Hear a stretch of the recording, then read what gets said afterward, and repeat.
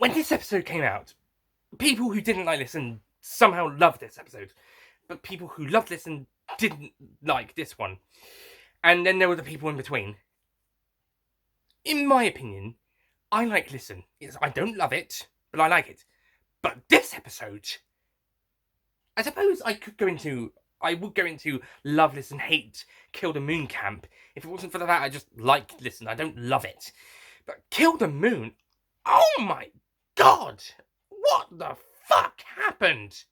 What? Well, people, I guess my friends at the Universals were right. This is a terrible episode.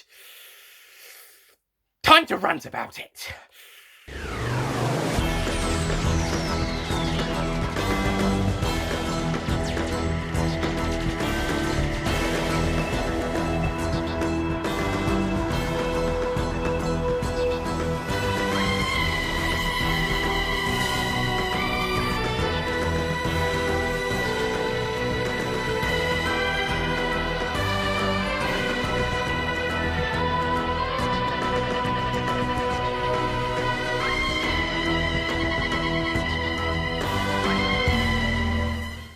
Hello, ladies and gentlemen, Nick here, and welcome to my review / rant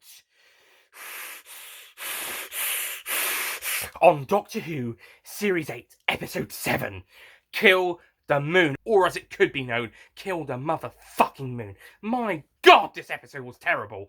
How did this happen? This episode could not have accidentally been bad. This episode had to be purposely bad. The story is terrible. The science is also terrible, and this really annoyed a friend and former Universal member, Owen Smith. I think he was going to do a video about it before he left, but he didn't get around to doing it. Or maybe one of the other members were going to do it, and they haven't or didn't. But yeah, the science is apparently terrible, and I've seen bits of it in the episode. I noticed bits, and not only is it a terrible story and with terrible science, it's boring, and also it's supposed to be an allegory for abortion, but it's handled so badly. People complained about the whole male pregnancy stuff in the Saranga conundrum. I didn't think that was a necessary part of that episode, but I didn't hate it. I thought if it was actually if it actually worked into the story, it would have worked. But as it doesn't really tie into the story, it's not really necessary. But I didn't hate it for the fact that it was a male pregnancy. Heck, Red Dwarf did it about 2 or 3 decades earlier. So why are people complaining that Doctor Who were doing it in 2018 when Red Dwarf did it in the 80s or 90s? I guess people don't watch Red Dwarf that much. Disgraceful. But whilst that was unnecessary, it was at least handled well. It was at least okay. This is an allegory for abortion, and it's terribly handled. I don't mind doing this type of story, an abortion allegory, but can we have a better story next time to talk about it? But let me back up. Let's talk about the actual plot. So, the plot, if you can even call it a plot, of Kill the Moon sees Courtney Woods go on a trip in the TARDIS with the Doctor and Clara after the Doctor supposedly said she wasn't special. So he decides to make her feel special by being the first woman in space. However, they travel to the year 2049, where they arrive on the second-hand spaceship from a museum, being piloted by third-hand astronauts, led by Hermione Norris's character, who's the most notable of the supporting characters, because the rest of them are just non-existent. There's 2 more on the spaceship and then 1 more mission control later on in the episode, and they're just nothing supporting characters. You could have just had Hermione Norris's character and you just wouldn't lose anything, really. Maybe the guy down on Earth later on, but you would have needed him, but that's later on in the episode. The other 2 guys, just feck all. Henry and Duke, I'm surprised I actually remembered their bloody names. They were so forgettable. But Henry and Duke. Henry has literally nothing to do, and then he dies. Duke is somehow related to Ludwig or Ludwig's, which is Hermione Norris's character. I'll just call her Hermione Norris. It's just easier. He's somehow like a mentor or tutor character to her in her earlier days, and then when he dies, she kind of reflects on that. But her reflection comes after a few lines of dialogue from the Doctor, Clara, and Courtney, and it's just like ignored by them. In fact, she just basically butts in with lines and that aren't really that needed anyway in this episode. Anyway, so these astronauts and the TARDIS crew arrive on the moon, and they find that it's been infested by bacteria spider germs. However, it turns out that the moon is not a moon. Wait for it, this is the big mid-episode twist. It comes around halfway through the episode. It turns out that the moon is an egg, which is, and it's now currently cracking open, and it's revealing an alien parasite. And because of that, it's causing disturbance down on Earth, which is why the astronauts have come up to find out what's going on and destroy it, should it be necessary. And now, as it's revealed that it's the egg for this parasite dragon creature thing, it was supposedly a parasite. That's what Hermione Norris's character calls it, but it might just be an innocent creature. It's like this space dragon thing. So they then have to decide whether to destroy the moon and kill the space dragon thing, or let the Earth, the moon, parts of the moon crash into the Earth. And the Doctor leaves Clara and Courtney and Hermione Norris's character to do it, and he just runs off because he doesn't really have any involvement. He doesn't think he has any involvement with it. It's not his moon, it's not his Earth, and it's not his future. So he just runs off and lets the humans decide for themselves. And that's basically the plot of Kill the Moon.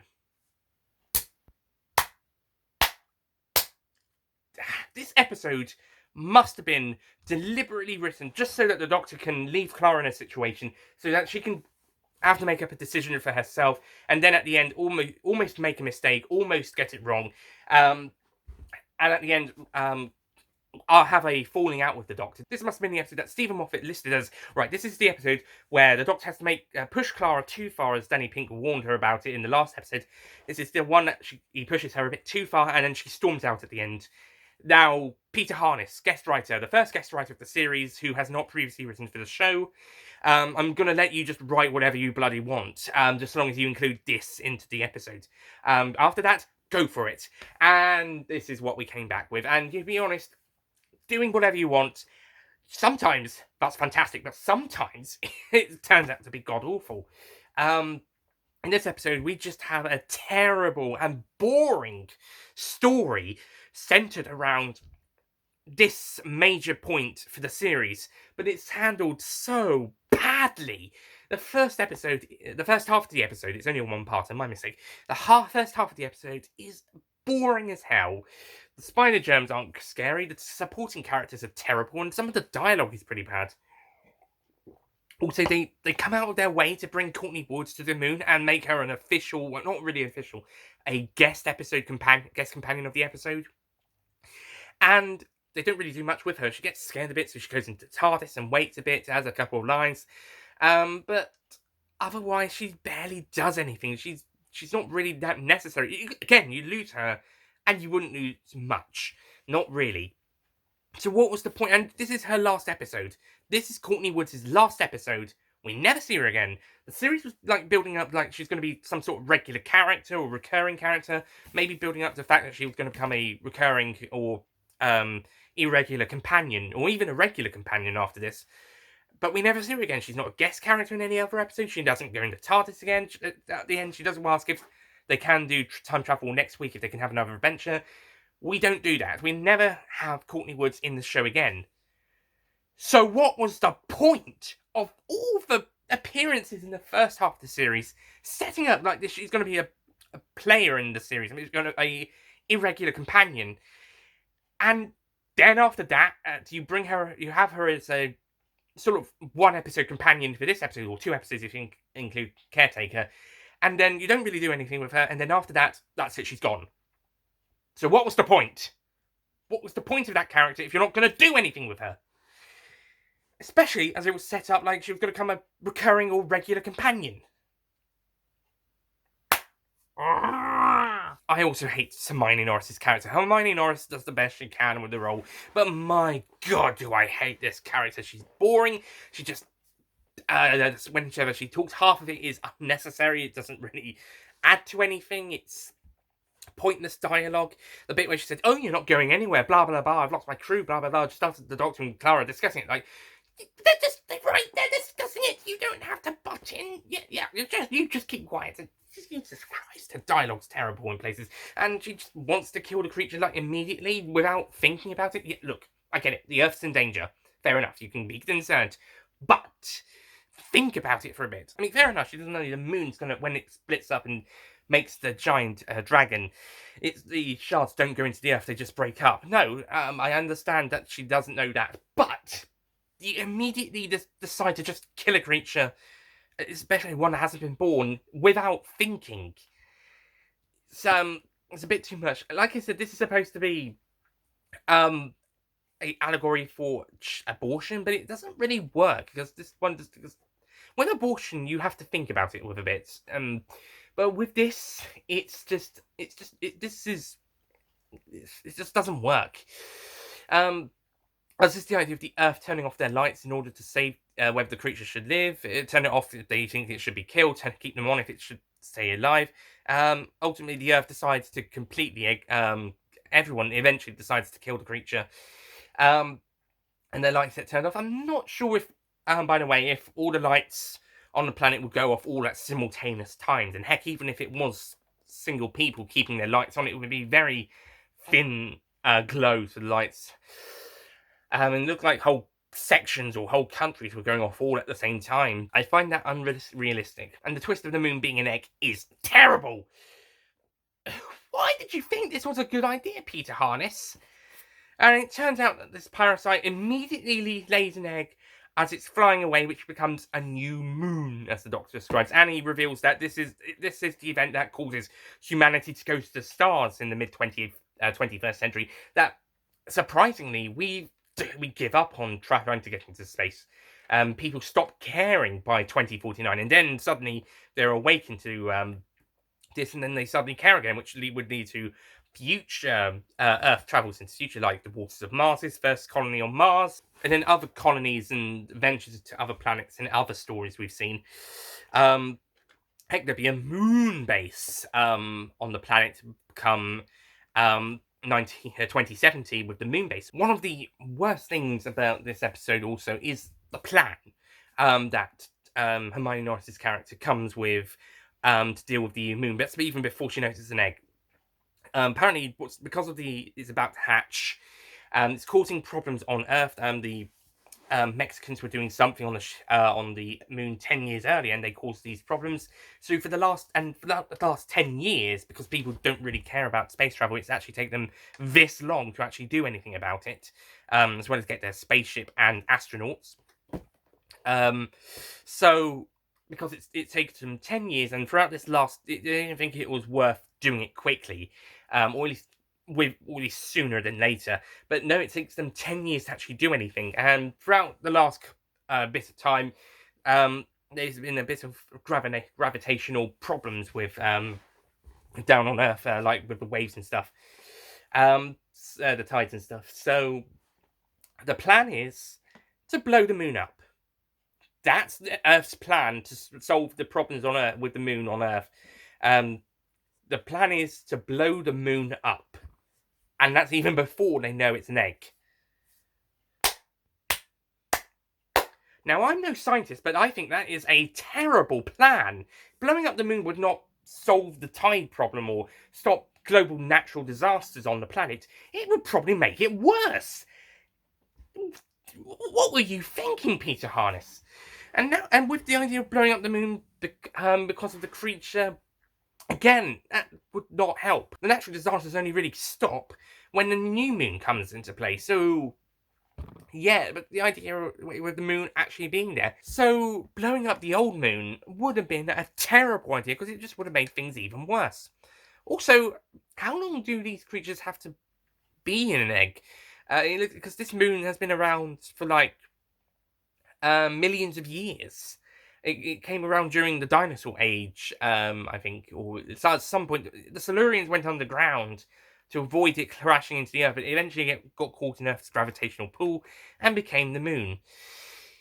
And So how many times how long does it take for for a dragon parasite creature thing from space? How long does it take for them to be grown in the moon and then eventually hatch? Did this one accelerate because of the stuff on the moon? In which case, why didn't it accelerate earlier? Like in the 60s when they did experiments there. I don't know, this doesn't make any bloody sense. In fact, it would have been, maybe if it was another planet's moon, maybe it would have worked. Okay, the science would still be shit, but at least the whole egg being, the moon being an egg would at least have been a bit more feasible. If it was another planet, not from the solar system, and a completely different planet. But no, it's Earth's. So it doesn't make sense, and that's not even including the whole science side of it. From a science point of view, it makes it even worse. Like I said, I'm no scientist, but this is all shit. This is all bullshit. And on top of that, as I mentioned, it's a boring, dull, uninteresting adventure. It's not engaging. The characters, apart from Clara, aren't very good. Okay, the Doctor's okay sometimes in the story, but it's mostly down to Clara. This episode is mainly on Clara, and she actually, for all this episode's fault, it does respect Clara. That's one thing this episode does right. This is the episode where the Doctor leaves Clara to do and to prove herself. The training wheels are off, and she's proving herself capable of making decisions. So now she can do it herself. The Doctor running off and leaving her behind is forced, but at least Clara herself gets some good stuff to do. And ultimately, it's the one to make the final decision and stopping Hermione Norris's character from blowing up the spaceship, which she might have been helped by Courtney as well. But yeah, but she almost got it wrong. She almost let it happen. And yeah, but I think the characterization of Clara in this episode is probably the best thing of the episode. It's managed to treat the character with respect, more or less, which is more than the Sign of the Daleks did with Amy and Rory. It's not terribly respectful. I think Caretaker was better. Time Heist was better with her. But it was at least trying to do something with her. That's a positive I can find. And the last scene at the end, last two scenes, I should say, with the Doctor and Clara's falling out, and then Clara telling Danny about it. Those were great. Those were great scenes. If it wasn't for those two scenes and Clara being respected in this episode, I think this episode could have been the worst episode of the new series. It would have been worse than Asylum of the Daleks, in my opinion. At this point of the episode broadcast, of course, I think there's at least one more that's going to be worse than Asylum.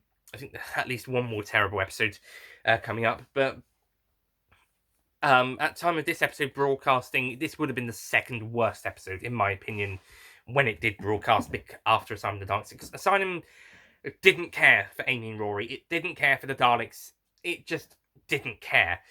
But this episode does care about Clara. It does care about the Doctor-Clara relationship. It does care about the Clara-Danny relationship. It does have some cares in places. It's just that they made a deliberately terrible episode around it. But the scene at the end with Clara and the Doctor having an argument and Clara storming off, that is a great scene. It's reminiscent of the massacre, except that this time the Doctor's faults are highlighted a bit more. And you probably wouldn't get it with any other Doctor and companion relationship besides possibly the Sixth Doctor and Perry, but that would probably come after some really the Sixth Doctor really went too far in places. That could have been a season 23 or season 24 story if they carried on with that, but by that point the Sixth Doctor would be starting to mellow, so maybe not. So this is actually the perfect time for something like this. A few episodes with the 12th Doctor and Clara, we've got to know this new personality, but now we've taken it a bit too far so that Clara storms out before they get back together in the next episode. Oh, that's inevitable. And they carry on, and then the 12th Doctor will start mellowing after that. So, yeah, it was a pretty good time to do it, but the episode that led to it... Oh... Those last two scenes were great, with the Doctor and Clara in the TARDIS, and with Clara talking to Danny Pink about it at the end. But he's actually quite nice, probably quite calm about it, and tells her to give it some time to think about it, and then decide whether you're completely through with it or not. So he's a nice supportive character, person to Clara here. But besides those two scenes, this episode's completely shit. This is a shit episode. So, on the whole, Kill the Moon, terrible story, terrible science, terrible characters besides Clara, and maybe the Doctor in the first half of the episode, and Danny in his scene at the end. I will say this, that the location filming in Lanzarote and then making it look like the moon is pretty cool. They've been to Lanzarote before in Planet of Evil, and not Planet of Evil, Planet of Fire, and they made it look like Sander, as well as also some scenes that actually were set on Lanzarote, and it possibly at the end of towards the end of the story where the Doctor, Clara, Courtney, and Hermione Norris's character were back on Earth, that could have been Lanzarote, possibly. But yeah, besides some nice filming in Lanzarote and some good character dynamics between the Doctor, Clara, and Danny, and Clara being respected as a character in this series, this episode, I should say. Well, at least more than Amy and Rory were. In Asylum of the Daleks. But other than that, this is a terrible story. Not even Murray Gold's music was that great this episode. Most of it was the Stopping the Monsters, the 12th Doctor's theme. There was quite a bit of that. And whilst I love that track, and it's played really brilliantly in some episodes, when we get to Flatline, there's a really great bit where it plays when he comes out of the TARDIS and declares he's the man who stops the monsters towards the end of that episode. There's some really great bits where it plays like with that bit, but in this episode we just get lots and lots of it in places, and it doesn't work.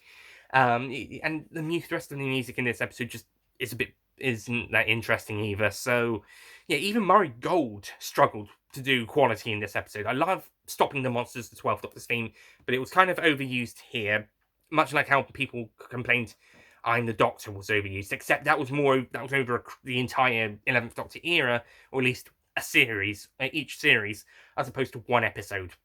And speaking of that, the Next Time Trainers keep using that music for the Next Time Trainers, what they did for the Caretaker and the Kill the Moon ones anyway. So yeah, even Murray Gold struggled with this episode, which that is a massive shame. So on the whole, I will be giving Kill the Fucking Moon a 3 out of 10.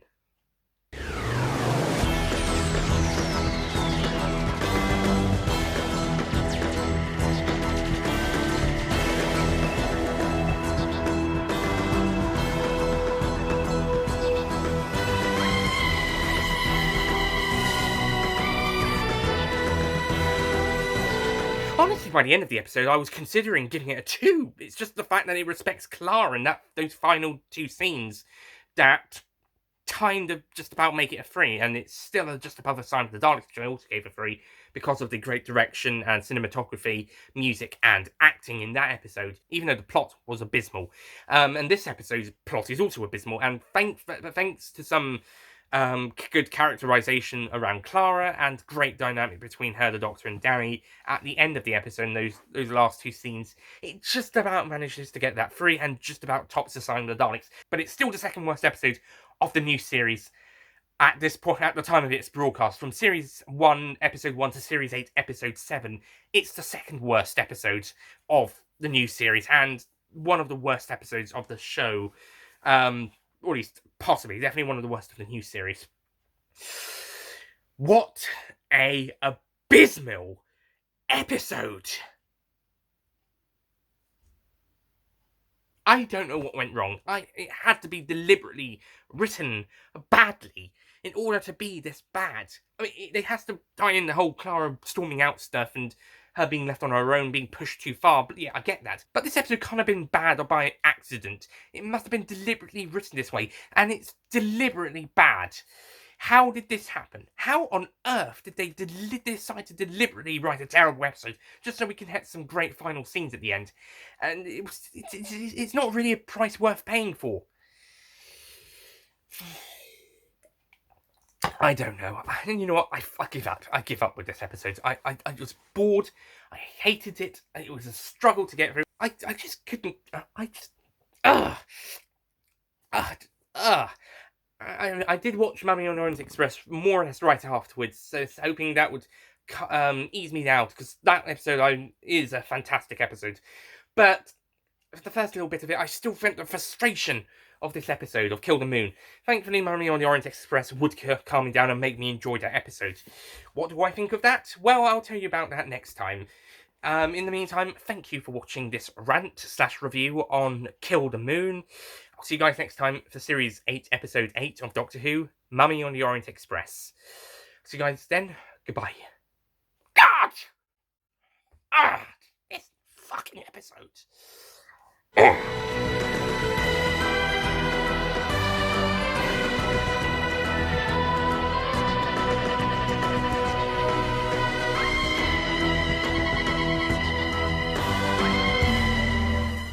Don't forget to click below to subscribe to the Nicholas Payne YouTube channel.